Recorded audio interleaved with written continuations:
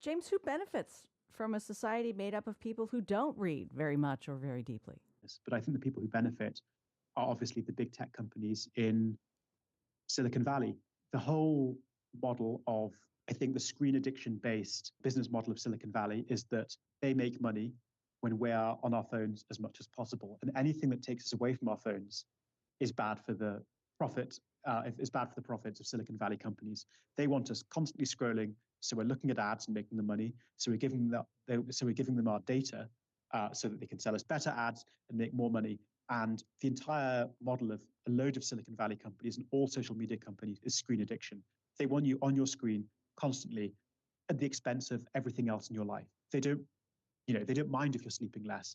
They don't mind if you're not seeing your friends. They don't mind if you're not getting to a romantic relationship when you could have done. As long as you're on your screen making money for Silicon Valley, that's good for them. I think it's unfortunately the logic of a business model in which screen time equals profit. And I think we can kind of see that a whole plethora of human activities are being eroded by the greediness of the screen and the greediness of Silicon Valley to keep us on our screens.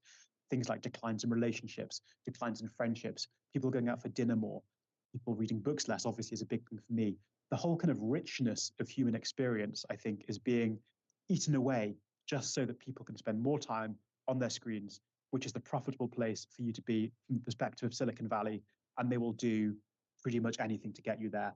And that's why phones are designed to be so addictive.